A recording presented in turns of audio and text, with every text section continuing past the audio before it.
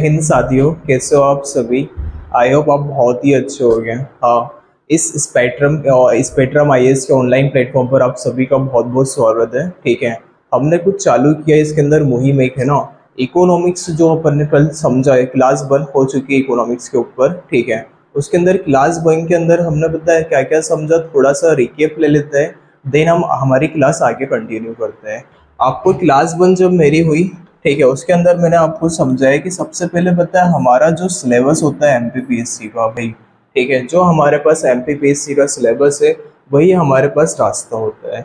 हमें सिलेबस के बाहर ज़्यादा नहीं सोचना है। एक बात तुम ही सोचो थोड़ा सा, भाई ये हमारा सिलेबस है, बढ़िया। हम भाई किसी, मतलब मान लो कि भाई नॉलेज में बोलता हूँ बहुत अच्छा, लो सभी का नॉलेज होना ज़रूरी है, बट हमारे पास ये सिलेबस आपके पास में है।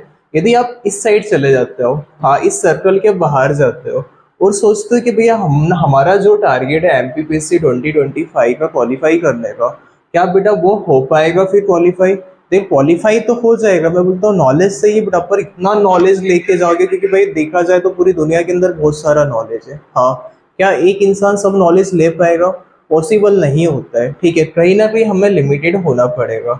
तो भाई इसके लिए पता है हमारे पास जो सिलेबस होता है ना, वही हमारे पास रास्ता होता है किसी भी एग्जाम को क्वालिफाई करने के लिए। तो भाई हमने कल क्या किया, यूनिट नंबर जो 6 है भैया, उसको थोड़ा सा समझा। वैसे मैंने आपको एक बार पूरा ओवरऑल सिलेबस भी बता दिया कि अच्छा एमपीपीएससी प्रीलिम्स एग्जाम के अंदर कौन कौन सा सिलेबस है, क्या क्या पूछा जाता है। ठीक है, उसके अंदर मैंने ये भी बताया कि अच्छा इस ऑनलाइन प्लेटफॉर्म पर मेरे साइड से क्या क्या मिलने वाला है आपको। तो यूनिट 6 हमने स्टार्ट किया।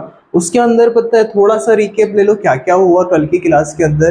कल हमने सबसे पहले तो मेन ये समझा कि अच्छा हमारा इकोनॉमिक्स क्या होता है। ठीक है, इकोनॉमिक्स क्या है भैया और इकोनॉमी क्या होता है। हाँ, इस दोनों डेफिनेशन को मैंने भाई मेरी कोशिश थी समझाने की अच्छे से। थोड़ा रिकॉल करो क्या समझा हमने। इकोनॉमिक्स क्या होता है भाई, हिंदी में यदि बोला जाए तो भाई इसको हिंदी में क्या बोलते हो? अर्थशास्त्र बोलते हो, बढ़िया। यदि इस साइड आ जाओ, इकोनॉमी को क्या बोला जाता है हिंदी के अंदर? अर्थव्यवस्था बोला जाता है, बढ़िया। क्या होता है मेरे दोस्त ये इकोनॉमिक्स और इकोनॉमी होता है क्या है? देखो भाई, जब हम प्रिंसिपल बेस्ड स्टडी करते हैं, मतलब कोई प्रिंसिपल पढ़ रहे हो बेटा, कोई थ्योरी वाला पोर्शन आप देख रहे हो, तो वो इकोनॉमिक्स कहलाता है। जब उसी थ्योरी का इम्प्लीमेंटेशन आप करते हो अपनी इकोनॉमी के अंदर, ठीक है, जैसे हमारे भारत देश की इंडियन इकोनॉमी। अब भाई जैसे एक लॉ भी बताया था, लॉ ऑफ डिमांड के बारे में डिस्कशन हुआ था, जैसे प्राइस इंक्रीज हो जाती है बेटा, तो डिमांड क्या हो जाती है? डिक्रीज हो जाती है। तो इसका एप्लीकेशन कहाँ होता है भाई? हमारी रियल इकोनॉमी में होता है। ठीक है, तो ये डेफिनेशन आई होप आपको समझ में आया होगा। जब थ्योरी बेस्ड बात की जाती है तो वो इकोनॉमिक्स कहलाता है। भाई जब उसी थ्योरी का इम्प्लीमेंटेशन देखा जाता है इकोनॉमी के अंदर, तो वो क्या कहलाता है बेटा? इकोनॉमी कहलाता है। आई होप आपको चीजें समझ में आई होगी। इसके बाद पता है हमने कुछ भैया रिसोर्सेज के बारे में भी समझा था कि इकोनॉमिक्स क्यों पढ़ा जा रहा है, उसके रीज़न भी हमने समझे थे। तो भाई अब हमारी क्लास कंटिन्यू करते हैं, क्लास 2 के अंदर हमारे पास क्या क्या है। चलो भाई मेरे दोस्त, तो अपन आगे बढ़ते हैं।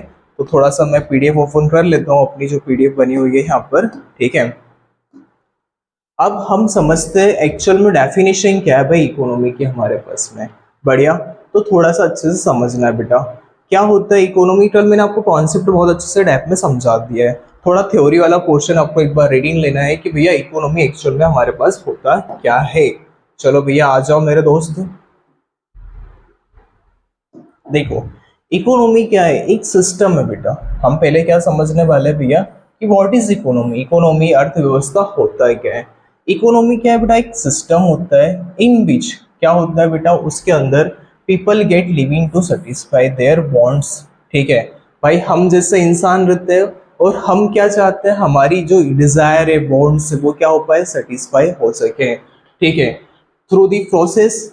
भाई क्या प्रोसेस करते हैं हम? किसी चीज को आप बना रहे हो, प्रोडक्शन कर रहे हो भैया, एक्सचेंज कर रहे हो, डिस्ट्रीब्यूशन कर रहे हो, तो वो क्या कहलाता है मेरे दोस्त? इकोनॉमी कहलाता है। सिंपल सी लैंग्वेज यदि आपसे बोलो ना भाई, इकोनॉमी मतलब क्या? हम हमारे जैसे इंसान, ठीक है, यदि जीवन जीना चाहता है बेटा, तो कुछ गुड्स बनाना पड़ेगी, सर्विस देनी पड़ेगी, जिससे इनकम होगी जनरेट बेटा। और ये सब कुछ कहाँ पर हो रहा है? हमारी इकोनॉमी के अंदर हो रहा है। तो उसी को आप क्या बोलोगे? इकोनॉमी बोला जाएगा। ठीक है, इकोनॉमी के अंदर देख लो सारी चीजें आ जाती है। एग्रीकल्चर ले लो भैया, इंडस्ट्री वाला पोर्शन ले लो, ट्रांसपोर्ट वाला ले लो, कम्युनिकेशन, बैंकिंग, XYZ जो भी इकोनॉमी के अंदर चल रहा है बेटा, जहाँ पर इनकम जनरेट हो रही है, वो क्या कहलाता है बेटा? इकोनॉमी कहलाता है। बढ़िया, आई होप आपको चीजें समझ में आई होगी। हम चलते भाई आगे, इकोनॉमिक्स क्या होता है।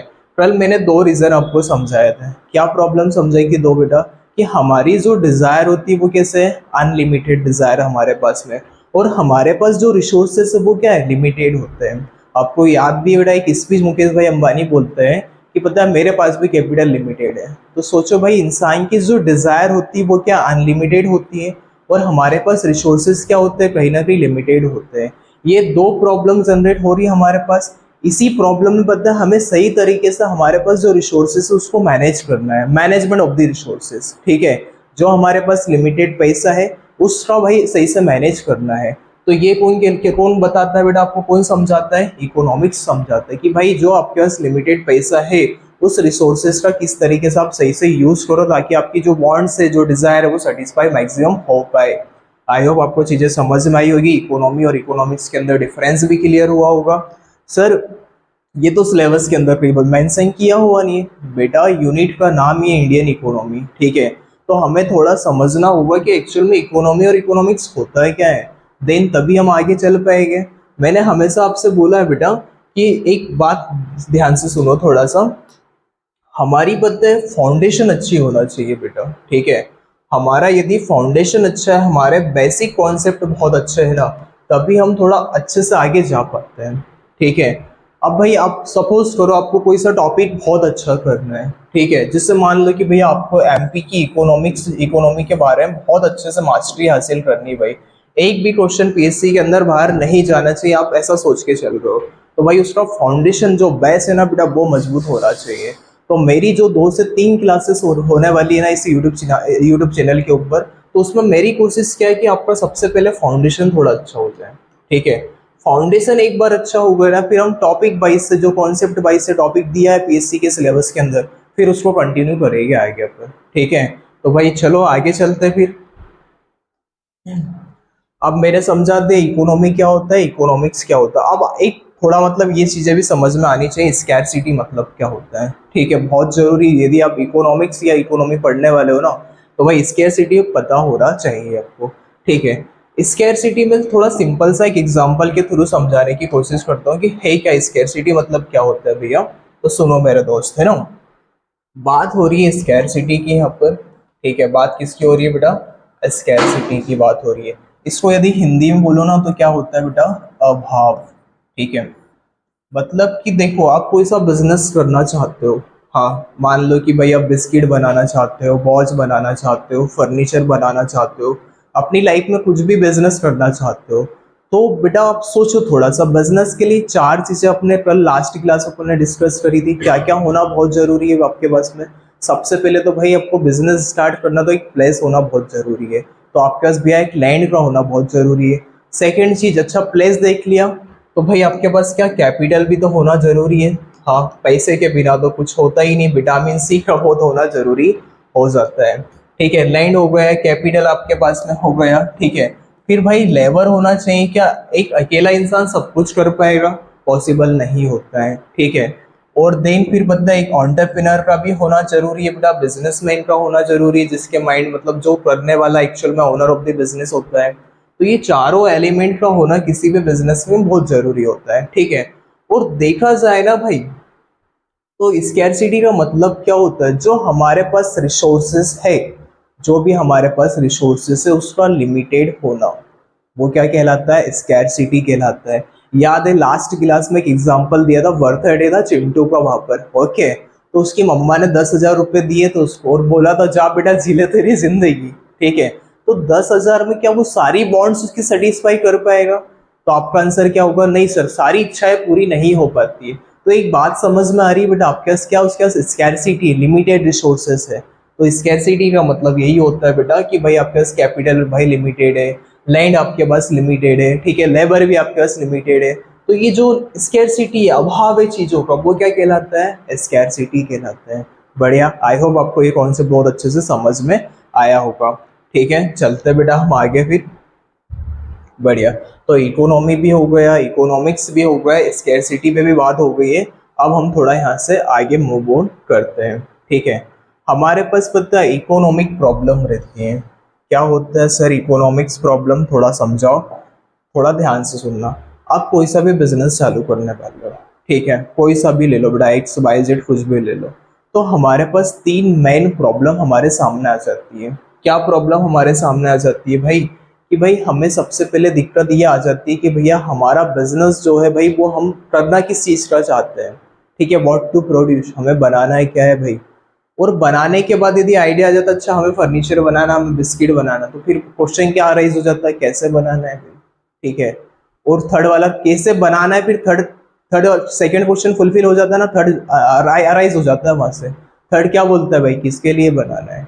तो हमारे पास प्रॉब्लम पे प्रॉब्लम आ जाती है। यदि तीन क्वेश्चन का अपन ने आंसर दे दिया तो प्रॉब्लम सॉल्व हो जाती है। उसी को हम क्या बोलते हैं, इकोनॉमिक प्रॉब्लम बोलते हैं। बढ़िया, थोड़ा सा रीडिंग ले लो भैया। ये रीजन होते हैं इकोनॉमिक प्रॉब्लम के। क्या रीजन है भैया, मेन चीज रीजन ये है कि हमारे पास भैया रिसोर्सेज जो होते हैं वो क्या होते हैं, लिमिटेड होते हैं, ठीक है। रिसोर्सेज हमारे पास लिमिटेड है, हाँ। और हमारी वांट्स क्या है, हमारे जो डिजायर होते हैं वो क्या होता है, अनलिमिटेड होता है। आज एक बात बताओ, आपकी आपका डिजायर है तभी तो आपने सोचा एसडीएम ऑफिसर बनने का, हाँ। देखो एक बात सुनो जरा, जिसका जितना बड़ा डिजायर होता है बेटा उसका आउटपुट भी उतना ही उसको अच्छा मिलता है। मैं आप है ना हमेशा एक बात ध्यान रखना, ठीक है, जब भी अपना गोल सेट करो ना थोड़ा अच्छा सेट करो, ठीक है। अब एक बार गोल सेट कर लिया, सभी ने सोच लिया कि अच्छा मुझे एमपीपीएससी क्वालिफाई करना है, भाई डिजायर सोचा है ना बड़ा, तो भाई आपके एफर्ट्स भी अच्छे बड़े होना चाहिए, ठीक है। क्या 2 घंटे पढ़ते हो, क्या 4 घंटे, भाई कोई लिमिटेशन नहीं होती है। बहुत सारे बच्चे यहाँ पर आके पूछते हैं क्या क्वेश्चन, कि सर हमें कितना टाइम पढ़ना है। अरे भाई जब तक पढ़ना है, जब तक कि नींद नहीं आ जाए आपको सही से, हाँ। वो जुनून आना चाहिए तभी जाकर एमपीपीएससी 2025 आपसे क्वालिफाई हो पाएगा। और यही राइट टाइम है, ठीक है, अब ज़्यादा टाइम नहीं है। आज क्या हो गया, 1 अक्टूबर हो चुका है बेटा। कितना टाइम आपके पास में, 3 दिसंबर एंड के आसपास आपको नोटिफिकेशन देखने को मिल जाएगा। अप्रैल में प्रीलिम्स एग्जाम हो जाएगी। क्या नोटिफिकेशन के बाद तैयारी करोगे, नहीं। हमारा माइंडसेट ये होना चाहिए भाई, हमें पूरी जो पीएससी के अंदर प्रीलिम्स के अंदर 10 यूनिट है ना उसका बहुत बार कंप्लीट रिवीजन हो जाना चाहिए, 10 से 12 बार, ठीक है। और थोड़ा बहुत मेंस को भी लेके साथ साथ चलना होगा, जब जाके उम्मीद है कि हमारा प्री भी क्वालिफाई होगा और मेंस भी क्वालिफाई हो जाएगा साथ में, ठीक है। उसके लिए सबसे मेन जरूरी बेटा एमपी पे आपको ज्यादा फोकस करना है। एमपी सीखे 40% कवर करता है भाई, 100 में से 40%, बहुत ज्यादा वेटेज होता है इसका। तो भाई जो भी लेक्चर दिए जा रहे हैं आपको अच्छे से देखना है, बहुत बार रिवाइज करवाना है, एमसीक्यू भी सॉल्व होने वाला है इस यहाँ पर, ठीक है।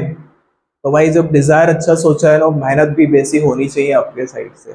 डरना नहीं है, टेंशन नहीं लेना है, फ्री होके एकदम पढ़ना चालू कर दो। आज ज्यादा नहीं सोचना, ज्यादा प्रेशर में नहीं आना है भाई, ठीक है। एक बार मेहनत करो अच्छे से और खत्म करो पूरा काम, फिनिश, ठीक है। जो मेहनत आपने इतनी करी ना यहाँ तक पहुंचने में, भाई यहाँ से आगे जाना, यहाँ रुकना नहीं है आपको। बढ़िया, चलो आ जाओ फिर हम आगे चलते हैं। तो भाई तीन रीजन हमारे पास में देखने को मिले, ठीक है, इकोनॉमिक प्रॉब्लम के। पहला रीजन हमने देखा कि भाई स्कैरसिटी है हमारे पास में, हमारे पास जो रिसोर्सेज जो हमारे पास में वो क्या है, लिमिटेड होते हैं। और हमारी डिजायर क्या भैया, अनलिमिटेड है वहां पर।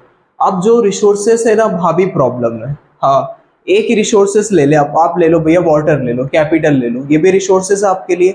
बट उसके यूसेस क्या है बेटा आपके पास में, अल्टरनेटिव यूसेस होते हैं। मतलब कि हमें भाई जो रिसोर्सेज हमारे पास में है ना उसका सही यूज भी करना जब पता होना चाहिए, तब बात बनेगी। तो इसी को बोला जाता है कि तीन हमारे पास क्या रहता है बेटा, इकोनॉमिक प्रॉब्लम रहती है हमारे पास में।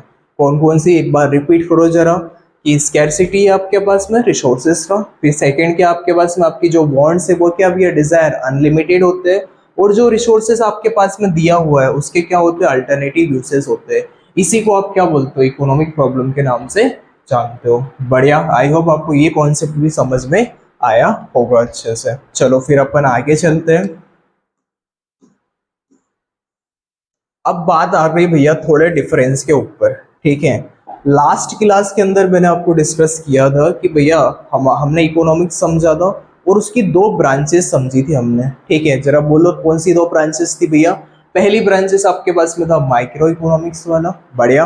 और सेकंड आपके पास क्या था, मैक्रो इकोनॉमिक्स। ठीक है, मैंने थोड़ा सा मतलब रफली बताया था समरी वे में कि भाई क्या था, क्या बताया था आपको लास्ट क्लास के अंदर, जहां पर भाई एक यूनिट की बात हो सकती है, सिंगल यूनिट। ठीक है, किसी सिंगल यूनिट की बात हो सकती है, तो मेरे दोस्त वो क्या बन जाता है, माइक्रो इकोनॉमिक्स बन जाता है। जहां पर पता है एग्रीगेट, एग्रीगेट मतलब टोटल की बात हो जाए, ठीक है, टोटल की बात हो जाए तो वो क्या बन जाता है, मैक्रो इकोनॉमिक्स बन जाता है। सर ये कैसे, क्या बोल रहे हो आप? सुनो बेटा, थोड़ा सा ध्यान से सुनना है ना, एक एग्जांपल के साथ में चीजें समझोगे तो आसान रहेगा। ठीक है, बात हो रही है ब्रांचेस ऑफ इकोनॉमिक्स की। भाई दो ब्रांचेस हमारे पास में होते हैं, एक क्या है बेटा आपके पास में, माइक्रो है। ठीक है, एक माइक्रो इकोनॉमिक्स की ब्रांचेस है आपके पास में, और एक क्या आपके पास में, मैक्रो इकोनॉमिक्स है। बढ़िया। मैंने आपसे बोला जहां पर एक सिंगल यूनिट की बात हो जाती है वो क्या बन जाता है, माइक्रो इकोनॉमिक्स बन जाता है। जहां पर टोटल की बात हो जाए, ठीक है, जहां पर एग्रीगेट की बात हो जाए वो क्या हो जाता है, माइक्रो इकोनॉमिक्स। इसको थोड़ा सा एक एग्जांपल के तौर पर अपन समझने की कोशिश करते हैं। मान लो कि ये कोई एक्स पर्सन है, ठीक है। अब इस एक्स पर्सन ने पता है इसकी मंथली बेसिस पर अपन डिमांड लेके चलते हैं, ठीक है। इसकी डिमांड कितनी भैया, एक महीने में कितना डिमांड है इस पर्सन की। तो मान लो कि भाई इस पर्सन की पूरा मंथली बेसिस पर अपन ने डिमांड कैलकुलेट करी, तो भाई ये 100 क्वांटिटी मार्केट से परचेज करते हैं। कितनी क्वांटिटी बेटा, 100। अब ये देखो एक एक सिंगल पर्सन की बात हुई यहाँ पर, ठीक है। उसने मार्केट से कितनी क्वांटिटी परचेस करी है, 100। तो भाई ये कहलाएगा क्या, माइक्रो इकोनॉमिक्स। अब बात आ जाए यहाँ पर टोटल की, मान लो कि भाई टोटल की बात आ जाए, जैसे कि पता है हमारी इकोनॉमी के अंदर टोटल डिमांड एक दिन के अंदर अंदर कितनी हो गई बेटा, मान लो इतना, इतनी डिमांड हो गई भाई, 10,000 क्वांटिटी ले रहा हूँ एग्जाम्पल के तौर पर समझाने के लिए। तो हमारी इकोनॉमी में कितनी डिमांड हुई बेटा एक दिन के अंदर, 10,000। टोटल की बात हो रही है, तो टोटल कहाँ पर चल जाएगा, माइक्रो इकोनॉमिक्स के अंदर चल जाएगा। आई होप आपको चीजें समझ में आ रही होगी। जहां पर बेटा सिंगल यूनिट की बात आ जाए वो माइक्रो इकोनॉमिक्स कहलाता है, जहां पर होलसेल की बात आ जाए, टोटल की बात आ जाए, वो क्या कहलाता है, मैक्रो इकोनॉमिक। इसको एक तरीके से और समझ सकते हैं, जहां बात आ जाए आप लोगों की सैलरी की बात, कि अच्छा ये मेरी सैलरी, दिस मेरी सैलरी, अच्छा दिस अमाउंट मेरी सैलरी है, 5,000 50,000 जो भी आपके पास में है, तो वो किसके अंदर आ जाएगा, माइक्रो के अंदर। और जहां पूरे टोटल की बात आ जाए, नेशनल नेशनल बेस पे बात की जाए, नेशनल बेस पे बात की जाए, तो वो क्या हो जाएगा बेटा, माइक्रो इकोनॉमिक्स कहलाएगा। जहां पर यदि मेरी सैलरी की बात हो रही है माइक्रो, और टोटल की बात हो रही है तो वो किस क्या कहलाएगा, मैक्रो। बढ़िया। आई होप आपको ये कॉन्सेप्ट बहुत अच्छे से समझ में आया होगा। चलो बेटा अपन फिर नेक्स्ट पे चलते हैं, आगे चलते हैं अपन। तो थोड़ा सा ये पढ़ लो एक बार कि क्या चल रहा है इसके अंदर, ठीक है। यदि इसके मीनिंग को समझा जाए तो क्या बोलता है माइक्रो इकोनॉमिक्स बेटा, कि भाई ये इंडिविजुअल यूनिट की बात करता है। मैंने बताया ना आपको कि एक सिंगल यूनिट की बात करता है। अच्छा एक की डिमांड कितनी है, हाँ एक पर्सन ने कितना सप्लाई किया हुआ है, तो किसकी बात होती है यहाँ पर, इंडिविजुअल यूनिट की बात की जाती है। और यहाँ पर क्या होता है बेटा, एग्रीगेट की बात की जाती है, कि इकोनॉमी को क्या देखा जाता है, एज अ होल समझा जाता है, टोटल। अच्छा मेरी सैलरी माइक्रो, और nation wise salary, national income कितनी है हमारी, तो भाई वो किसके अंदर आ जाएगा, माइक्रो के अंदर आ जाएगा। ठीक है, यहाँ पर इसके टूल्स वगैरह भी है। तो भाई डिमांड और सप्लाई को क्या बोला जाता है, इसके मेन टूल्स होते हैं माइक्रो इकोनॉमिक्स के अंदर। ठीक है, अब और यहाँ पर क्या आ जाएगा बेटा, एग्रीगेट आ जाएगा। यहाँ पर एक सप्लाई की बात हो रही है, एक पर्सन की सप्लाई की बात हो रही है, एक पर्सन की डिमांड की बात हो रही है, तो माइक्रो इकोनॉमिक्स के अंदर आ जाएगा। और जहां पर एग्रीगेट मतलब टोटल की बात हो रही है वो किसके अंदर आ जाएगा, माइक्रो इकोनॉमिक्स के अंदर आ जाएगा। बढ़िया। फिर थोड़ा आगे और चलो बेटा, क्या चल रहा है, बेसिक ऑब्जेक्टिव क्या रहता है भैया हमारा, हमारा क्या भाई, हमारा एम क्या है इसके अंदर, माइक्रो इकोनॉमिक्स के अंदर। तो हमारा एम होता है बेटा प्राइस, किसी कमोडिटी का प्राइस डिटरमाइन करना। आपने पेन बनाया, ठीक है, आप पेन लेके जाना चाहते हो मार्केट के अंदर, तो उसकी प्राइस कैसे फिक्स करें हम भैया, ठीक है।